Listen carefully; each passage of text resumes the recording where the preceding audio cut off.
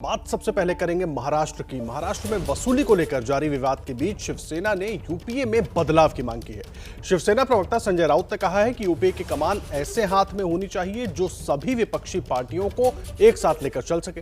UPA की अध्यक्षता को लेकर उन्होंने एनसीपी प्रमुख शरद पवार का नाम सुझाया है और उन्होंने कहा है संजय राउत ने कि शिवसेना की तरफ से ये संजय राउत ने कहा है कि एक ऐसे नेता की कमान होने चाहिए जो सभी विपक्षी दलों को अपने साथ लेकर चल सके। और देखिए, हालांकि उनकी तरफ से कहा गया कि सोनिया गांधी ने अच्छा काम किया है शरद पवार को, लेकिन यूपीए की अध्यक्षता देनी चाहिए क्योंकि इस वक्त यूपीए को एक ऐसे नेता की जरूरत है जो सभी विपक्षी दल हैं उनको एकत्र करके एकजुट करके चल सके और केंद्र की नीतियों के खिलाफ लड़ सके। इस वक्त मेरे साथ मौजूद हैं शिवसेना सांसद संजय राउत। संजय जी, क्या वाकई में अब जो है यूपीए को नए चेयरपर्सन की जरूरत है?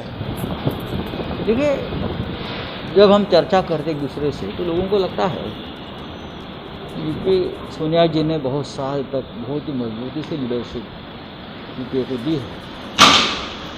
मैडम बीमार भी है, प्रकृति की तबियत ठीक नहीं है, ऐसे में इस बारे में सोचना चाहिए। हमारा सोचना चाहिए, एक साथ बैठकर सोचना चाहिए और कांग्रेस पार्टी ने इनिशिएटिव लेना चाहिए जी इस बारे में, तो ही कांग्रेस मजबूत होगी। लेकिन सर, यूपीए इतने सालों तक जो है लगातार सारे दलों को साथ में लेकर के चली है, तो आपको लगता है कि अब आज यूपीए में कौन है आप मुझे बताइए? बहुत ही कम लोग बचे हैं यूपीए में जी। और मुझे लगता है अगर यूपीए का ताकत बढ़ानी है तो लीडरशिप में ताकत। तो सर वो चेहरा कौन हो सकता है सर? मुझे लगता है पवार साहब हो सकते हैं वो चेहरा, ये कहना है संजय राउत का। तो फिलहाल अब एक नई बहस शुरू हो गई है कि क्या यूपीए में कोई एक नए चेयरपर्सन की जरूरत है, और संजय राउत ने एक बार फिर से पवार साहब का नाम आगे बढ़ाया है। अंकित गुप्ता, एबीपी न्यूज़, दिल्ली।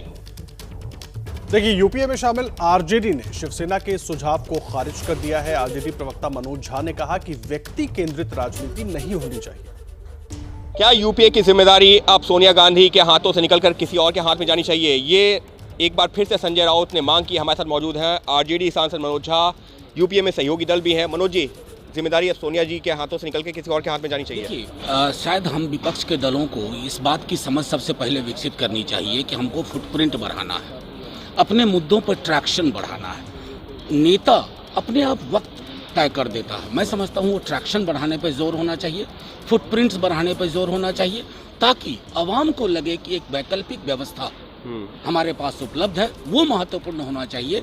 असल में हम टॉप डाउन अप्रोच में नहीं जाना चाहिए, डाउन एंड अपवर्ड्स, वो महत्वपूर्ण। लेकिन सर, जिस तरीके से जो है इससे पहले भी जो है शिवसेना सांसदों की तरफ से कहा गया है, खासतौर पर संजय राउत की तरफ से पवार साहब का नाम ये कहा जा रहा है कि पवार साहब को जिम्मेदारी दी जाती तो उनकी एक्सेप्टेबिलिटी कहीं ज़्यादा है इस वक्त सभी दलों में। देखिए, मेरा मानना है कि एक्सेप्टेबिलिटी सबसे पहले मुद्दों की होनी चाहिए। मैं बार बार दोहरा रहा हूँ, मुद्दे प्रबल होंगे, उसके इर्द गिर्द एकता होगी और वो आवश्यक है। उत्तर, दक्षिण, पूरब, पश्चिम, अगर हम वो कर लेते हैं ना तो नेतृत्व का मसला तो कोई दिक्कत नहीं। लेकिन सर, लगता है कि वाकई में अभी समय ज़रूरत है और कांग्रेस साथ में सबको लेकर के नहीं चल पा रही है, जैसा कि मैं सीधे तौर पे मानता हूँ मुद्दों की प्रबलता को।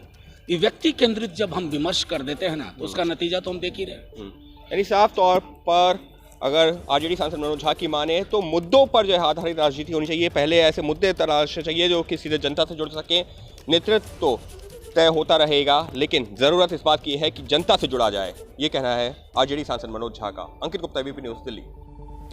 वहीं बीजेपी सांसद शिव प्रताप शुक्ला ने शिवसेना की इस मांग का समर्थन किया है। संजय राउत ने कहा है कि सोनिया गांधी को यूपीए चेयरपर्सन की जिम्मेदारी से हटना चाहिए और पवार साहब को जिम्मेदारी मिलनी चाहिए। हमारे साथ मौजूद हैं शिव प्रताप शुक्ला, बीजेपी सांसद हैं। सर, अब जो है लगातार शिवसेना के नेता संजय राउत की तरफ से इससे पहले भी बयान दिया गया, आज एक बार फिर से कहा गया है कि अब पवार साहब को जिम्मेदारी संभालनी चाहिए यूपीए की। भाई सवाल ये है कि उन लोगों को तय करना है। ये जो है विषय हम लोगों का तो नहीं है, किसको यूपीए का रखेंगे किसको नहीं रखेंगे। हम निश्चित रूप से ये जानते हैं कि पूरी तौर पर यूपीए ख़त्म हो रही है, तो अब ख़त्म होने के तरफ उसको हम क्या कह सकते हैं? वो ख़त्म हो रहा है, सभी के सभी ख़त्म हो जाए। लेकिन सर, संजय राउत का ये कहना है कि कांग्रेस सबको साथ में लेकर के नहीं चल पा रही, इस वजह से नेतृत्व बदलेगा तो सभी पार्टियां यूपीए के साथ आएंगी, मजबूत होंगी। ये बात वो सही कहे हैं। कांग्रेस अपने लोगों को भी साथ लेकर के नहीं चल पा रही है। कांग्रेस देश को ही साथ लेकर के नहीं चल पा रही थी, इसी नाते देश की जनता ने माननीय श्री नरेंद्र मोदी जी को देश का प्रधानमंत्री बनाया है और आगे के बहुत वर्षों तक वही रहेंगे। उनका जो हश्र होना था वो हो चुका। लेकिन सर बस एक आखिरी सवाल सबके बीच में, जिस तरीके से अब आवाज़ उठने लगी है चेयरपर्सन को लेकर के, तो यूपीए में भी बिखराव भी नजर आने लगा है क्या? ये यूपीए था ही कब एक? यूपीए कब एक था, ये कहना है शिव प्रताप शुक्ला का। साफ तौर पर ये कहना है कि ये बात तो संजय राउत ने सही कही है कि कांग्रेस जो है सबको साथ लेकर के नहीं चल पा रही, यानी कि संजय राउत के इस बयान ने एक तरीके से विपक्षी पार्टी या ये कहा जाए कि सत्तारूढ़ पार्टी बीजेपी को भी मौका तो जरूर दे दिया है। अंकित गुप्ता, एबीपी न्यूज़, दिल्ली। और हमारा सहयोगी अंकित गुप्ता इस वक्त सीधे जुड़े हुए हमारे साथ, सीधा उनका रुख कर लेते हैं। अंकित, इस पर बीच में कई बार चर्चा होती रही है, लेकिन एक बार फिर संजय राउत ने इस जिन को जो है बोतल से निकाल दिया है। प्रतिक्रियाएं हम देख रहे हैं, लेकिन अचानक अभी अगर टाइमिंग के हिसाब से देखें तो इस बात के क्या मायने निकालें?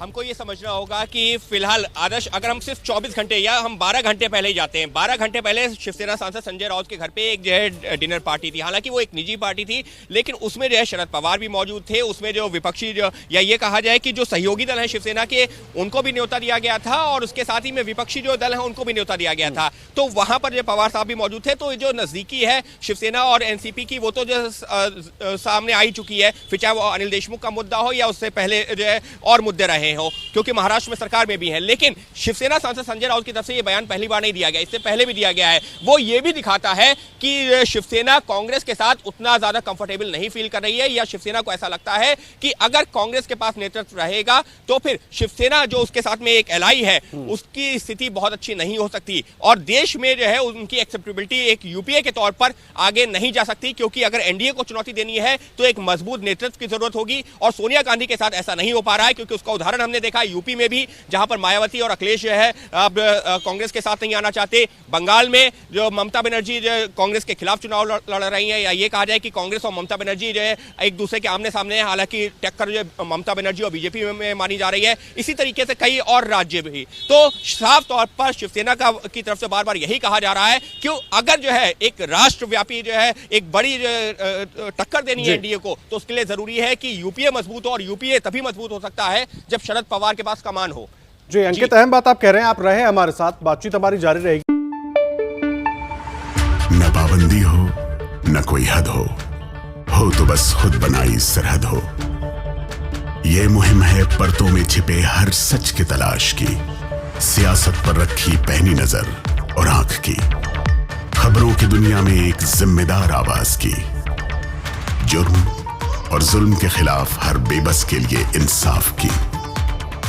जब कोई हद नहीं इंसानियत के लिए जज्बात की, जब कोई हद नहीं खुशियों और ख्वाब की, तब कोई हद क्यों हो नए नजरिए और बदलाव की।